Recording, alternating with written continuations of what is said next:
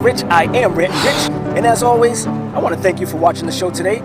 As you can see behind me, I'm not in my usual recording spot. That's right, I'm on an island called Coronado Island. It's just off the coast of San Diego in Southern California. Beautiful. I've been here for a couple days. I'm going to be here for a couple more. I usually come here about once a year, and it's great. It's nice to get away from the hustle and bustle of LA, come down here and enjoy the time. So enough about me. Time to get into the picks. UFC 242, it's going down this Saturday, September 7th, 2019 in Abu Dhabi. This is the UFC's third time going. And this card, I'm a little disappointed that the UFC didn't put bigger names on this card. I know the main event is great. We have Khabib Nurmagomedov taking on Dustin Poirier for the 155-pound belt. And then at co-main event, these two are going at it for the second time. We have Felder and Edson Barboza. That's right, first fight was amazing. Edson won by unanimous decision, and they're going to fight again. Felder, I don't know, he looks like he's ready to get his redemption. If you've heard the countdown show, it looks like he's ready to get it back. So those two fights are very exciting. And then there's a few ones that are peppered in. I just thought that the UFC should have put some more big names. I mean, Abu Dhabi's huge. It's huge. It should be one of the biggest events, especially that they don't go there every year. You would just think that there'd be maybe 3, possibly even 4 more fights that were serious. But it could be various reasons. They do start early. I'm going to get into the times in just a few minutes.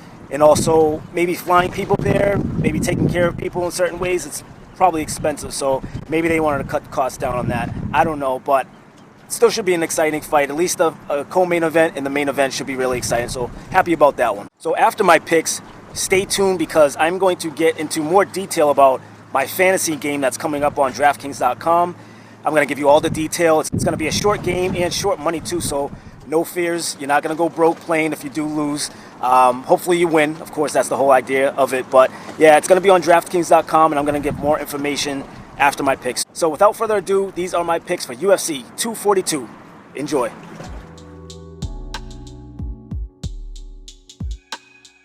Okay, so as usual, I'm going to go through the whole entire event, name all the fighters, give you all the odds, and if there's anything that sticks out to me, something that I plan on doing myself, I'm going to give you that fighter, how that fighter is going to win. I'm also going to break down the fight and let you know exactly what I'm thinking, so you guys can either jump on it or do something different. That's completely up to you, of course. Alright, so let's get going on the early prelims. These are literally early, 10 o'clock on the East Coast, 7 o'clock in the morning on the West Coast. And guys, get up, have your breakfast, watch the fight. So let's start off at 155 pounds. We have Don Maj taking on Fares Ziam. Maj is coming in as the favorite at a minus 185. Ziam is coming in as the underdog at a plus 165. This is going to be Ziam's UFC debut. Don Maj is 1-0 in the UFC, so he's only had one fight in the UFC.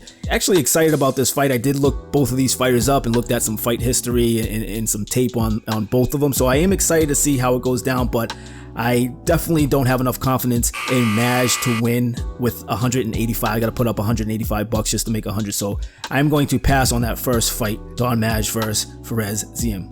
So second fight of the morning at 185 pounds, we have Omari Akhmedov versus Zach Cummings. And I'm gonna butcher these names to death, so just get used to it. This is only the second fight of the event, and I'm already doing it. Some tough names in there. Anyway, Akhmedov is the slight underdog at a minus 105, where Zach Cummings is coming in as the slight favorite at a minus 115. Cummings is coming off of 2 wins in a row. Akhmedov is 3 wins in a row and 1 draw. Not very pumped up about this fight. I've watched Zach Cummings for quite a while, and I'm not impressed on anything really that he does or that he can do, so I'm very uncertain on how this should go. Now, if you guys are Akhmedov or Cummings fans, by all means, definitely jump on this. This is not anything that's crazy. It's very, very close. It's almost even, so if you sway to the left or to the right, go for it, but I'm staying away. So third fight of this event, at 170 pounds, we have Nordin Taleb versus Muslim Salikov. Taleb's coming in as the slight favorite at a minus 120. Salikov is the even or the plus 100. I did look at this fight. This did interest me. I kind of backed out. I got a little scared. I got a little nervous. Taleb was on my mind, but then I was looking up Salikov, and he's got some heavy hands, and both of them can really throw down. I mean, Taleb's got some heavy hands. Also, he's a well-rounded fighter. Has been around for a long time, been around the UFC for a long time. I just in my gut, I wasn't settled on Taleb. I think he might win. I think he could pull it out, but my gut is telling me to stay away from this fight and just watch and enjoy. So fourth fight of the night, last fight on the early prelims at 170 pounds, we have Belal Muhammad versus Takashi Sato. Muhammad's coming in as the good size favorite at a minus 365, where Sato is coming in as a good size underdog at a plus 305. Now, Sato won his UFC debut. He beat Ben Saunders. Muhammad beat Curtis Millender on his last fight. I do like Muhammad. I think these odds are a little one-sided and a little off. I think Muhammad should probably be in the low 200s or the mid 200s. And Sato, same thing, still keep him an underdog. I just think this should be a little bit closer. I don't like either of these fighters. Muhammad would definitely be my pick, but at a 365, it's not worth it. I'm not going to risk that.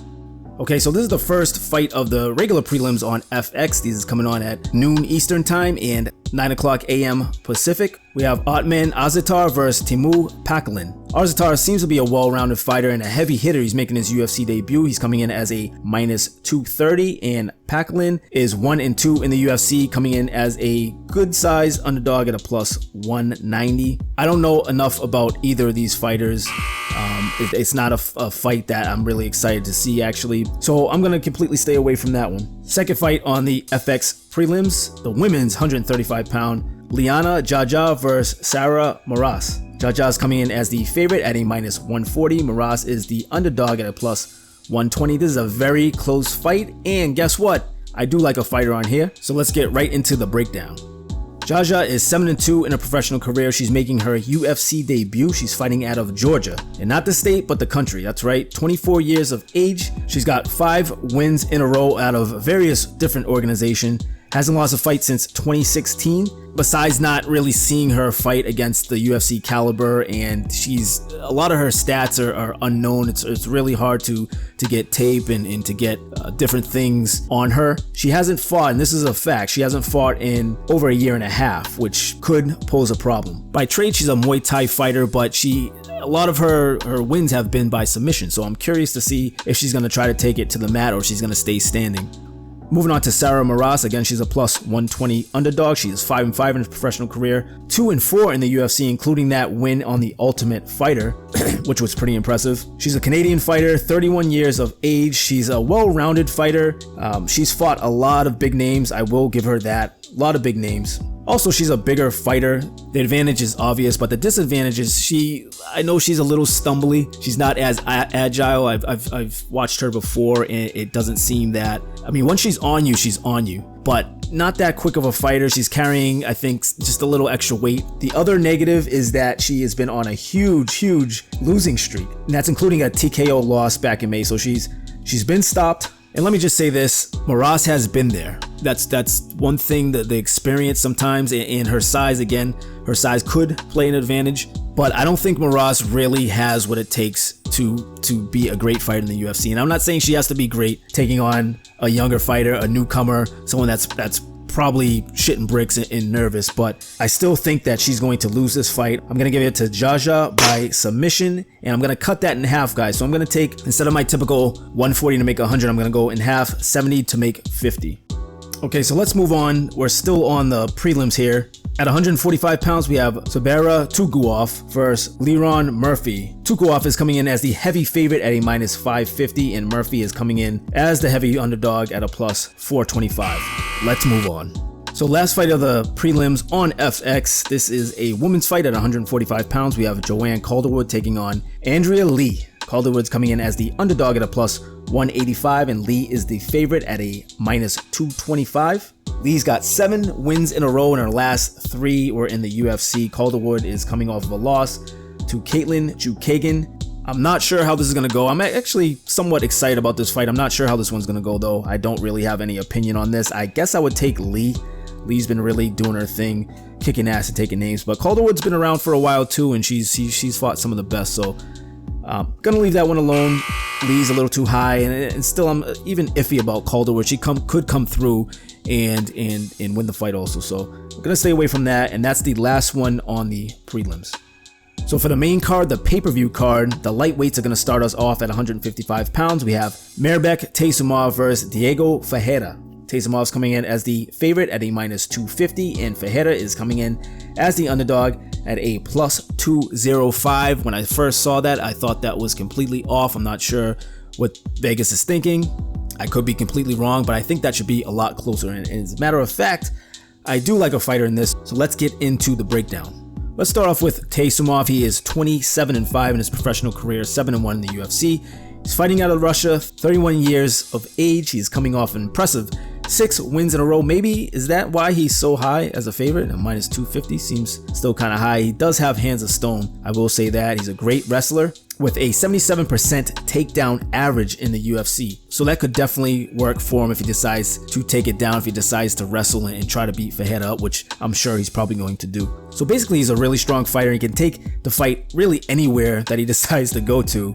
So Fajeda really has to be careful, especially with the takedowns and clinching with him. I think Fajeda really needs to keep his distance. Now, I guess the only bad thing that's obvious is that he does have a rich history in the UFC, but hasn't really fought big names that really stand out to really make you say, this guy is something special. Now, 6 wins in a row regardless, and the biggest platform, the best fighters in the world, of course, that's definitely impressive, but still his record is definitely lacking those big names. But let's move on to Carlos Diego Fajeda, coming in as a plus 205 underdog, 15-2 in his professional career, 6-2 in the UFC. Brazilian fighter, 31 years old, 4 wins in a row. His last fight was in February, where he beat Rustam Khabib by unanimous decision. A great BJJ practitioner. He's got a 3rd degree black belt, and he's not afraid to show his skills as we've seen before. He has been knocking dudes out though, as of recent last couple years. But he's a great striker, but he also has that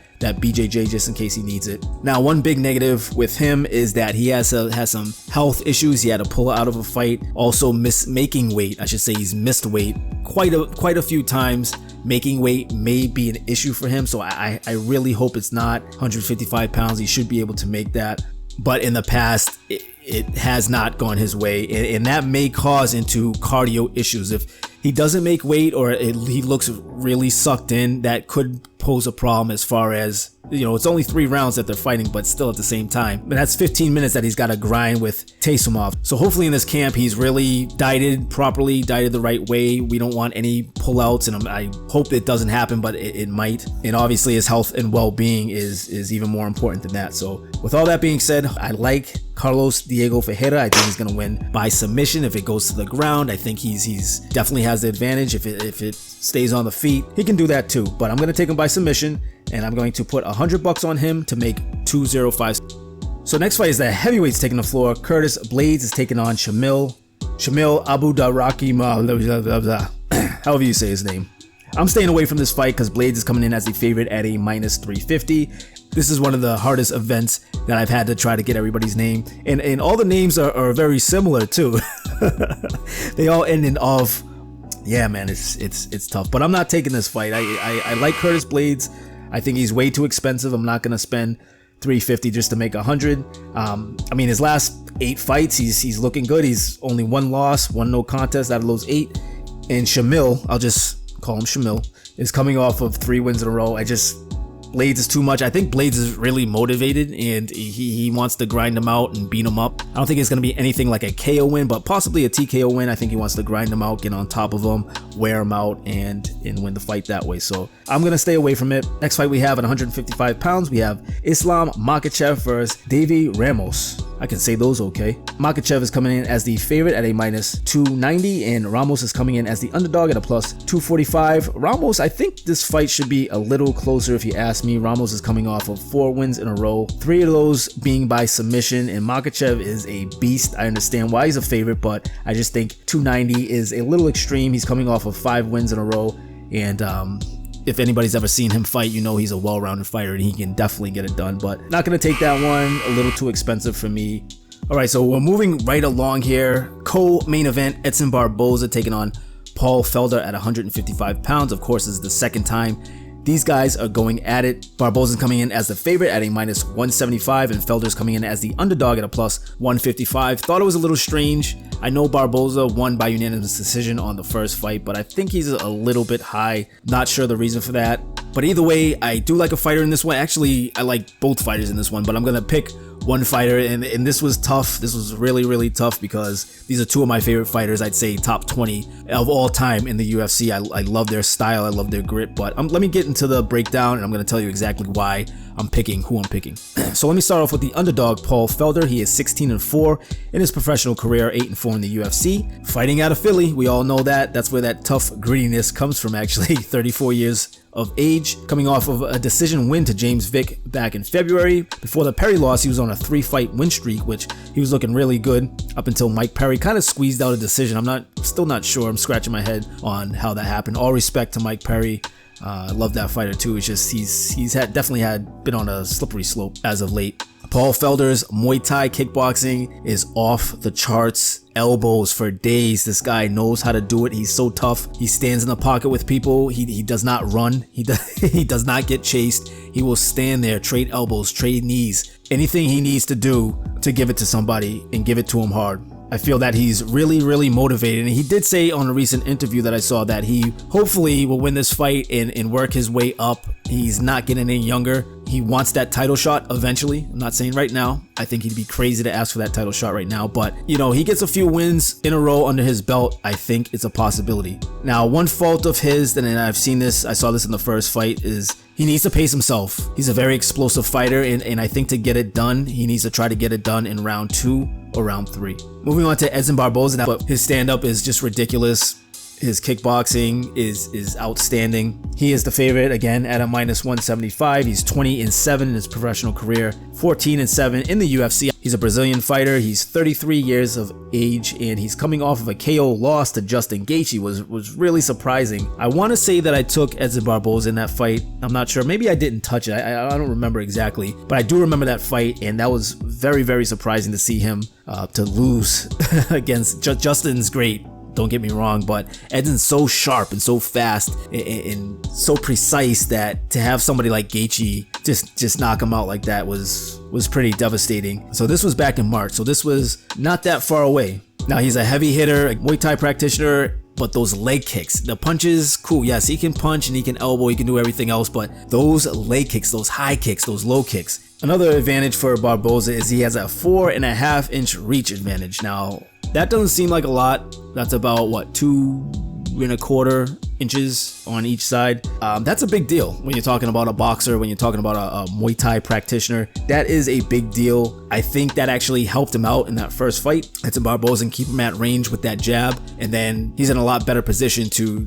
snap those kicks out and get Paul Felder with that. Also, another advantage with Edson Barboza, he has really good takedown defense. Again, I don't think this is going to be going down to the mats, but you got to look at everything. You got to look at both sides of the coin. Takedown defense isn't a problem. He's been in there before with wrestlers, and except for Nurmagomedov, which, I mean, he completely destroyed him. But besides that, he's proven that he can really stop the takedown. Just some fun facts. His kickboxing record is he was 25-3, and 22 of those were KO wins. Unbelievable. And for the third time, I don't think he's going to go to the mat, but he does have some jiu-jitsu experience too. He's a brown belt under Ricardo Almeida, which is pretty fantastic. So with all that being said, and I'm out of breath because there's so much good stuff with both fighters, I think Paul Felder has a little bit more going against him in this one, but I still like him. Even after the surgery, and even his cardio may still be an issue, or even worse than the first fight, I'm going to take the chance, guys. I'm going to take the chance against a fantastic fighter with Edson Barboza. I like the money that's involved with Paul Felder. And I've said this before, if you guys missed my other video, 5 top tips for betting on MMA. Don't bet with emotions, make sense of it all. Should Edson Barboza be a -175? I don't think so. Is it worth taking a risk to take Paul Felder? I like both fighters. Yes, it is worth taking the risk. Even if I lose, it's still a good risk. It can be a moneymaker. So I'm going to take Paul Felder by KO, TKO. I'm going to put up $100 to make $155. Okay, so last but not least, we are at the main event. Can I get a drum roll, please? At 155 pounds, we have Khabib Nurmagomedov versus Dustin Poirier. Can't wait for this one. The odds are, to me, way off. Nurmagomedov's coming in as the heavy favorite at a minus 425, and Dustin Poirier is the underdog at a plus 340. I think that should be a lot closer than it is. Now, all these odds, including this one, are going to fluctuate. They're going to go up and down throughout the week. I'm actually recording this the weekend before the fight, so this is very early. This is what these are opening up at. I think they opened, all of them were posted on Thursday, or was it Friday night? I'm not sure, but this is very, very early. So all these numbers that I'm giving you, take them with a grain of salt. They shouldn't go up and down too much, but you never know. It has happened before. I'm not sure exactly when this video is going to be posted, but they may stay the same. They may stay exactly the same, but more than likely they're going to either go up or down depending on who's betting who. So this fight, Nurmagomedov, he is on a roll. He's on a tear, undefeated. And Dustin Poirier coming off of that win against Max Holloway. He's looking great. He's at an all-time high. He's reinvented himself, and I've always been a big Dustin Poirier fan ever since his documentary back in the day. I think it used to come on HBO. It's called Fightville, and this included Dustin Poirier with a few other fighters from that Louisiana area. And I've always been a big fan. He's traditionally a boxer, but I've seen him submit fighters too, and he seems confident. He seems so confident, and he seems comfortable no matter where he is, especially standing. But he's got to watch out for Nurmagomedov. Nurmagomedov, I feel that he has the best game plan of all time, really, to try to box and beat up your opponent in the first half of the first round of that fight, and then bring it on strong with strong, heavy takedowns, a great wrestling game, get your opponent down and beat them up like no tomorrow. I think that's what he's gonna do. Dustin Poirier's really got to stay away from the clinch, stay completely away from the clinch. He's a boxer, so just by default he's gonna try to close the distance just to hit him. But I think if and when it goes to the mat, Dustin really has to try to pour on that jiu-jitsu game that he's done in the past. So I'm really excited about this one. If the odds were closer, I'd really be on Nurmagomedov. I'm just a fan of his right now. Been a fan of Dustin for years also, but right now he's really proving that wrestlers can get it done and still be exciting at the same time. So I'm really loving Nurmagomedov and his fighting style these past couple of years. Alright, so those are my picks, those are my thoughts on the event, UFC 242. My total amount, if you guys are curious, is 270 to make 410, which if everything hits, I'm down 100 from the last event. Let's not talk about that. UFC 241, minus 100 on that. The one before that, I believe that was UFC 240. I think I was even, so I'm minus 100. If I hit this, if I hit all the fighters, I'll be doing great. I'll be up over 300 bucks, so fantastic. Guys, let me know what you guys think about the fights, about your predictions, everything down below in the comment section. Okay, so there you have it. Those are my picks for UFC 242, again going down this Saturday, September 7th, 2019 in Abu Dhabi. Really excited about that main event and that co-main event. I can't stress that enough. And again, the other fights, okay, there's a few that are okay in there. Not gonna complain. It's just, if I have to be honest, of course I'm gonna say it as always. So let me know too. Make sure you comment down below. Let me know if you think my picks are junk, if you have somebody different, or if you think my picks are good and you're gonna go with that. So good luck if you guys are betting in, fantasy, of course, DraftKings.com. If you are a member, if you're not, please sign up. It's called UFC 242-Picks with Rich. Make sure you look out for that. And if you guys have any issues, any problems finding it, please let me know. Comment down below. I get almost all of the comments, not all of them because some go right to spam, but most of the comments I get. So I'm gonna try to personally invite people that really are serious about playing, want to get in the game. It's gonna be a short game. It's gonna be a $3 game. First 15 that enter are gonna play, and if you don't enter this time, that's okay. I'm gonna have another one next time. Just a lot of fun. We're really doing it for fun. Again, I want to interact with the viewers of this channel, and I think it would be really cool to have everybody in 15 this time. If it fills up quick like it did last time, I'll go with 20 and then 25 and so on and so forth. Guys, enjoy the fights. Anybody that's playing fantasy, I'll see you then. And until next time, as always, Rant'N Rich here, signing out from sunny SoCal. I'm out of here. Latest.